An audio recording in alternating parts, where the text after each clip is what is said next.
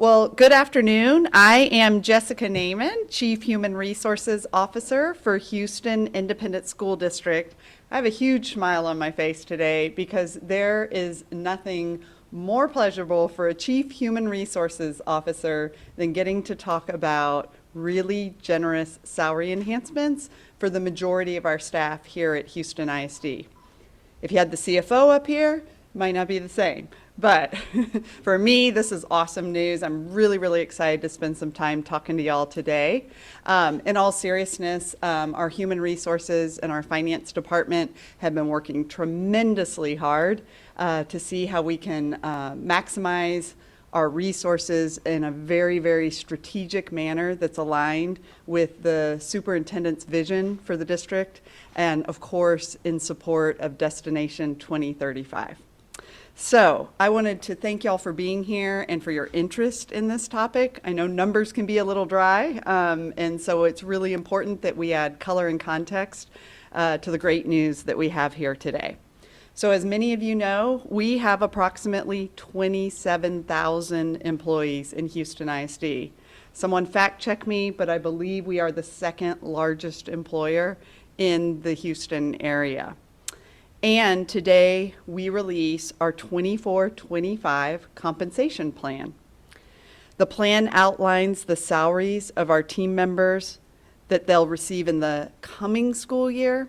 And I'm so pleased to say that many of those salaries are significantly higher than our surrounding districts.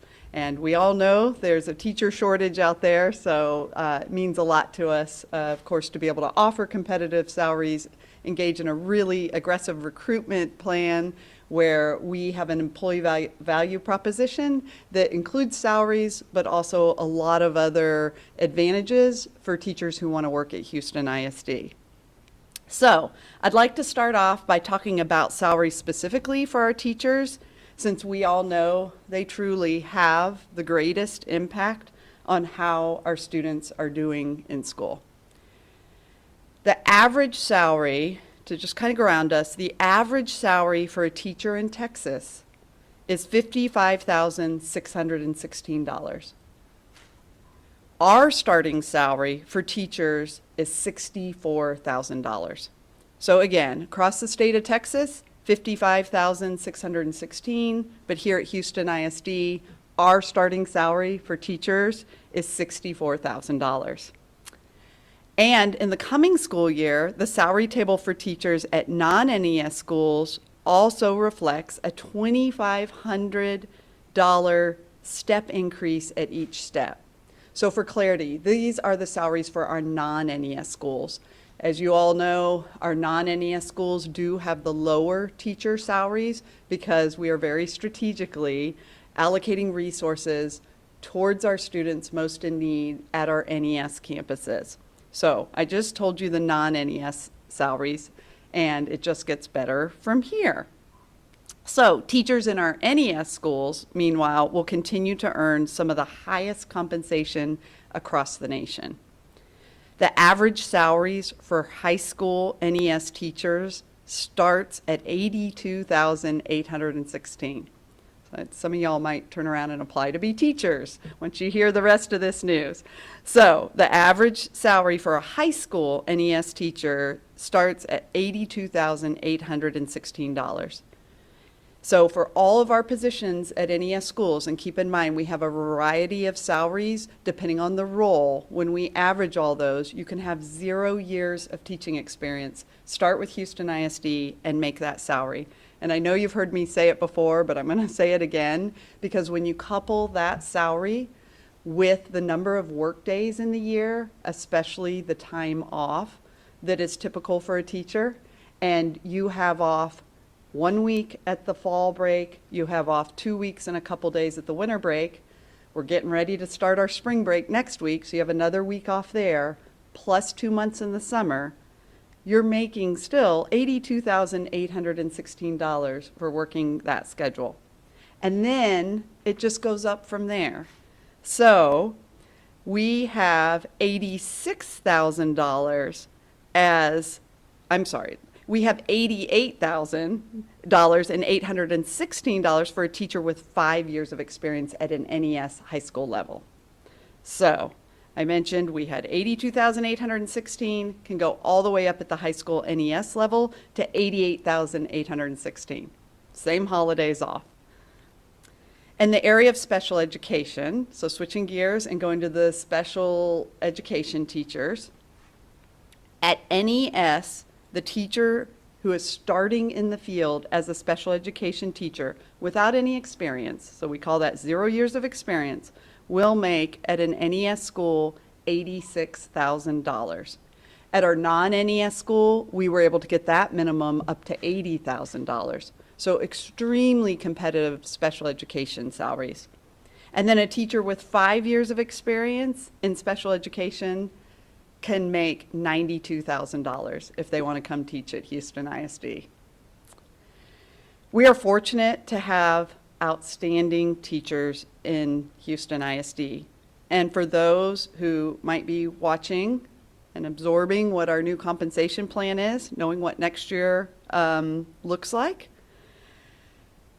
or if there's someone who's working for another district and happens to be watching, if you are an effective teacher or you're one who's willing to come and grow with us, willing to learn teaching in the manner that we're teaching at both NES and non-NES schools, want to get better at your craft, we absolutely want you on our team. And our salaries are part of the way we communicate that. We highly value our teaching staff, and we really emphasize that value by making sure they earn the most competitive salaries across the nation. You can always explore opportunities with Houston ISD, of course, on our website. Most people are familiar with it, but can't help but give the shout out to our website. It's houstonisd.org/careers. So again, houstonisd.org/careers. In addition, I have other really exciting news that does not relate to teachers. And that is, I am so very pleased to share that all hourly staff now in the district will make no less than $15 an hour. So it was really important to us that we recognized, unfortunately, we did have some staff making less than $15 an hour, quickly shored that up, and going forward in the future, none of them will make less than $15 an hour.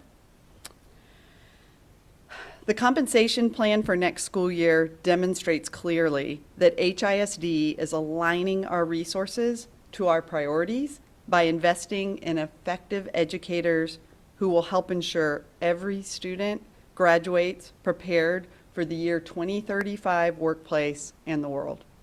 Again, strategic alignment with Destination 2035. The plan also helps employees understand what they can expect from the district and what the district expects from our employees. That way, all of our team members can make informed decisions about whether HISD's high-performance culture is the right fit for them. Now, that said, we know that all of our employees, not just our teachers, have an important role to play in student success. The new plan shows that we're not only raising teacher salaries district-wide, but we're incenting excellence across all of our teams. All right. Yes, sir. I'm happy to try and answer some questions. Thank you. I looked through the job descriptions. Are librarians now gone completely from all the schools, and what is the justification for that? Yes. So as you saw reflected in our compensation plan, we do not have the librarians at the schools moving forward for next year. At all schools or just NES schools? Now you're making me nervous by asking. I'm going to get Leela to do a fact check too. Okay, we'll get back to you and clarify. Because I did not see the word librarian. Correct, anywhere. correct. So that means even the schools that hope, the A+ schools that hope to escape this Right. are not. I mean, and we, as I think people know from headlines, a lot of librarians have been changed to titles like media specialists in a lot of districts, or districts, especially with the state funding, have decided to no longer have librarians. So I think similarly, we took a hard look at our roles and made sure that they were strategically aligned. But I do want to be careful just to be sure that we have that absolutely accurate. We did some phasing out and some reorganizing of some positions. Let me just make sure that we don't have sort of a 1-year period, and we'll get back to you on that. How soon? I can probably get that to you by first thing in the morning. Well, Yeah. that's kind of too late. Oh, what time are you going to print? Well, Tonight? Okay, we can get it. Look into it right after this. Yeah, yeah, yeah. Yeah, and thank you for asking that. I want to be sure we're crystal clear on that. There's a lot of information in a comp plan, and so we want to be sure it's conveyed accurately. Thank you. My question is about, this plan isn't final until it's approved by the Board of Managers, correct? That is correct, and thank you. That's a really critical, important clarification, and that is not unique for Houston ISD. That happens every year with every school district. You tend to start finalizing your employee compensation plan about this month, around February. You start having your staffing allocations based on your student enrollment. Basically, your financial picture starts coming into focus, and you want to start aggressively recruiting with an employee compensation plan that the board has previewed. But in all of your employment contracts that you offer, et cetera, it's boilerplate language across the state. It always states that it's contingent on any funding issues, of course, approved by the board. Our board, I believe, is on track to approve budget June 13th. So, and Just as yes, sir. Or as yes, ma'am. one point, so if I understand correctly, the board will approve the budget. This is a part of that. The board is not approving this plan specifically. Is that right? That's correct. So the board is charged with approving the entire budget, and as part of the budget, 80% of most districts' budget, including ours, is the employee compensation plan. People are expensive, but worth it. Any idea how the district's able to afford these pay raises and salaries, and what does it mean for Houston taxpayers? Yeah. So I will defer the details on the finances to the CFO. I do know that there has been a lot of time in carefully mapping out the path forward to how this compensation plan will be paid for, not only today, but of course, once you lock in an employee salary, it's a big commitment because those employees have that salary going forward and into the future. There are no current plans with regard to taxpayers and raising taxes that have been discussed. And so I'm no comment on that, but I know our CFO, is more privy to those kind of details, but nothing that I'm aware of. All right, we'll go to Kateri, then Ms. Margaret. That was actually the question I was Yeah. going to ask about, how it was gonna be funded and how Yeah. that was gonna happen. So I'll come back if I have another. No worries, and I do want to clarify that all of this is within our current budgetary means. In other words, there isn't a separate plan on how to fund this. This was a shifting of resources. You've heard a lot about our efficiency report and how we are able to shift resources to be able to put additional resources towards things like compensation. So by shoring up inefficiencies, we're able just to repurpose current monies that we already have. All right, Ms. Margaret, then Asher. I just want to be Yeah. real clear on, when you're talking about a number for high school salaries is that an average of all of the one? Because math and English teachers are still paid a lot more than the other ones, is that correct? That's correct. So because we use the hospital model where we have a different salary depending on the role you're in, which is very unique. That is the first time I'm probably saying that is not common across school districts.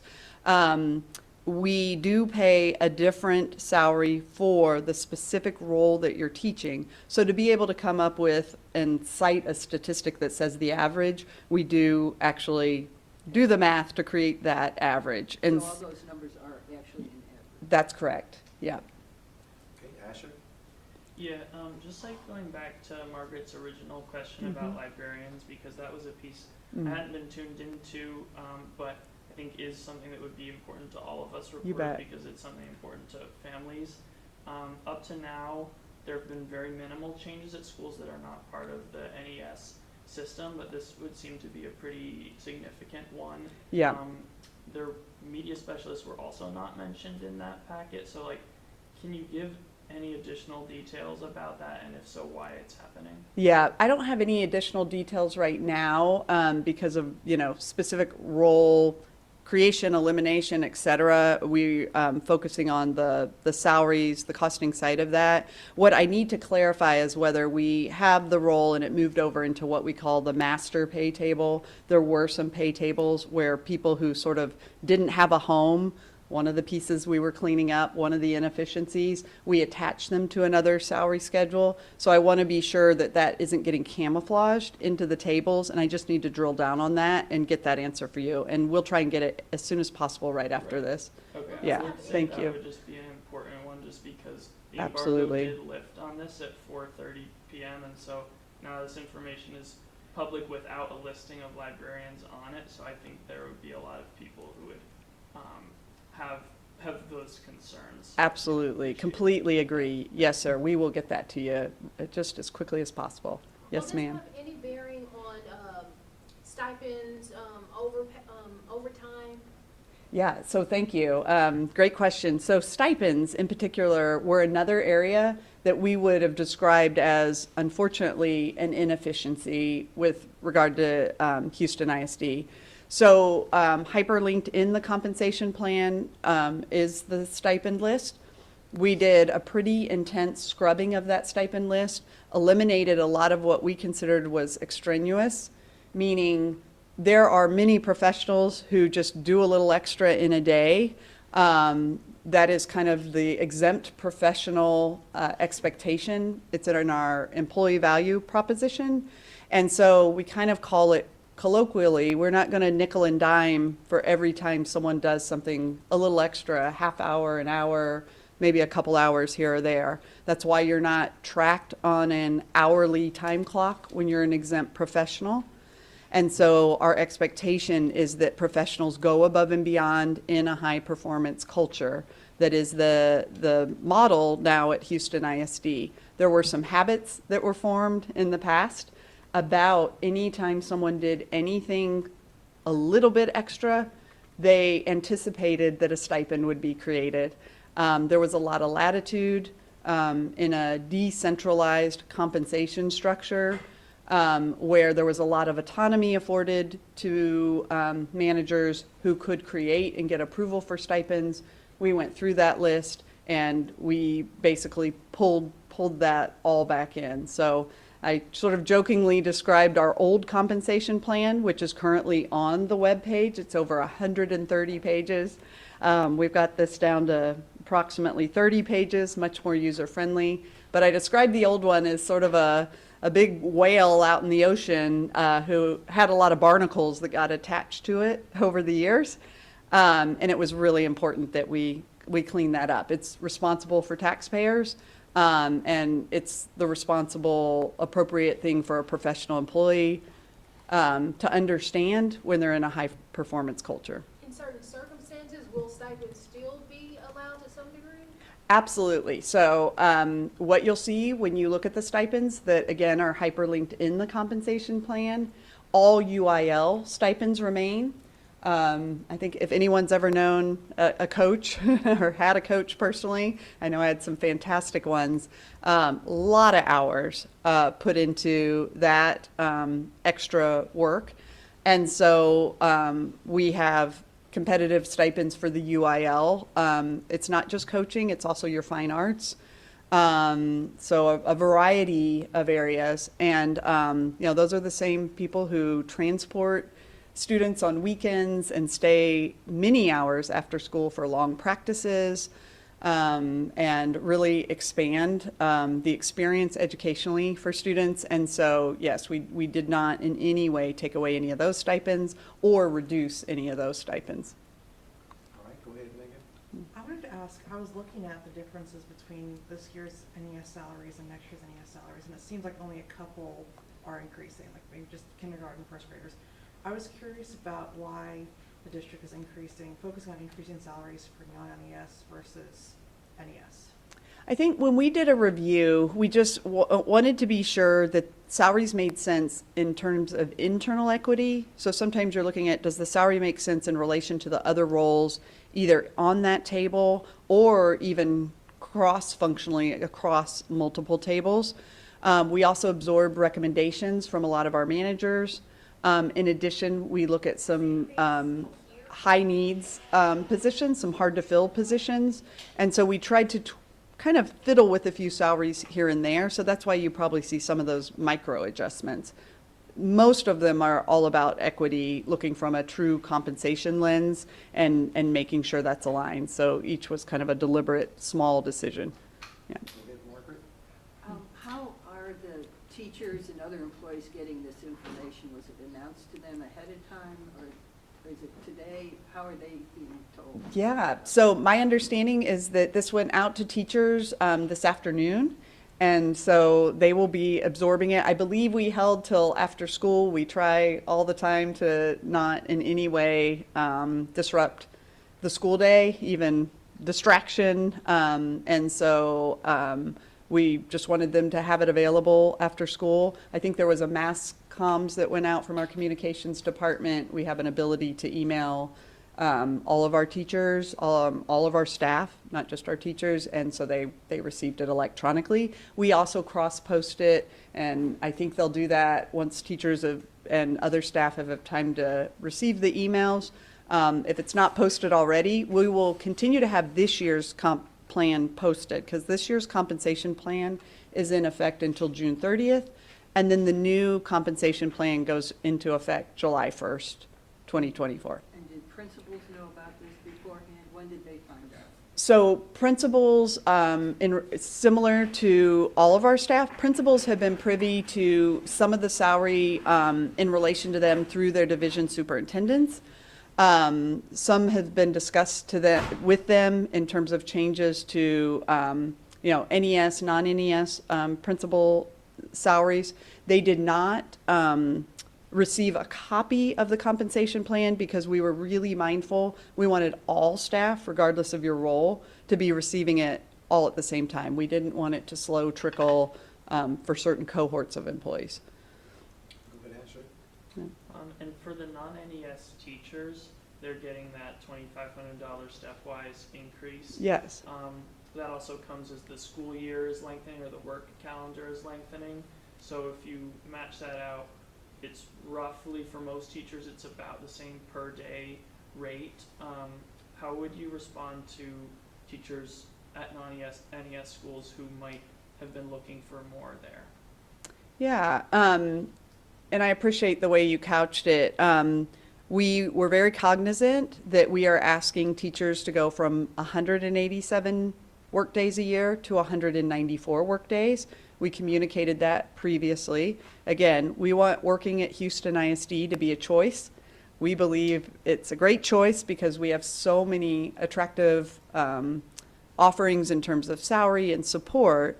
But in terms of asking someone to work that many more days, it was significant enough that we decided to increase the steps by 2,500 each step. I will clarify, between your 0 and your first year step, that actually needs to increase $2,750. So they get a little more there, and that was all about compression of steps. Anytime you change the tables, you have to be mindful of that. And so we haven't received any feedback. Now, they're digesting it now, so I assume if there is feedback for us to receive, we will hear about it soon as that news spreads. But our salaries are so competitive, even in the non-NES schools. When I look at data of why we have any teacher separating, in the short time that I've been here, and given these competitive salaries, compensation is not the reason that anyone is citing for departure. Go ahead, Ms. Margaret, you have a follow-up? On that, this year, Superintendent Miles said several times that he wasn't going to, teachers have contracts, but he wasn't going to hold them up over their contracts. If they wanted to leave, they could leave. Is that going to be the policy for the next year? Yeah. Does Yeah. that save the district money when they just leave? No, what happens when a teacher leaves, and the whole premise behind it's called the 45-day penalty-free resignation date. And what that is 45 days before the first instructional day of the subsequent school year.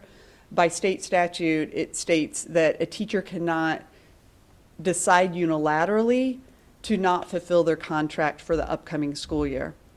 So a teacher is held to that contract for the upcoming school year. It's a really positive, advantageous thing that we have in the state of Texas because it doesn't let kids down. Staffing can be challenging. You spend a lot of time and effort recruiting teachers and making sure they are in the right spot. Principals just spend endless hours making sure the teachers are well matched for the roles. Obviously, we spend a lot of time working through certification issues, et cetera. And so once that is done, you really don't want, as the school year gets closer and closer, for a teacher to say, oh, I changed my mind, and then we're scrambling to cover a classroom for a student. What happens if a teacher decides after that 45-day penalty-free resignation date, which I believe this year, when I counted backwards, is June 28th? For us this year, because we changed our school calendar and backed that start date up, our penalty-free resignation date, since it correlates to the first instructional day of the year, also backed up. It's usually about the 4th of July week, but this year it's June 28th. If a teacher decides to breach their contract, and it truly is the breach of an employment contract, to get kind of legal and technical about it, if they make that choice, then as Margaret was stating, they run the risk of being reported to TEA, to the SBEC, the State Board of Educator Certification, and usually what happens is they can, their certification is sanctioned for a year, maybe more, depending on the circumstances. Last year, that was very accurate. We decided not to go after those sanctions, not to do the reports. The ultimate sanction decision is owned by TEA. But we decided not to do that. We knew there were a lot of changes happening with teachers. Can't emphasize enough, we really want it to be a teacher's choice. And so we took no action. We are still trying to make a decision on what we want to do this year. So sorry to take so long to get to the punchline. We know it's an option, whether that's something that we do want to exercise, and it's a balancing act. We, of course, want to be making decisions that are best for kids, but we really want teachers who want to be here and want to be part of the historical transformation happening at Houston ISD. We really want teachers 100% bought in. So we'll continue revisiting that. Obviously, we have some time till June 28th.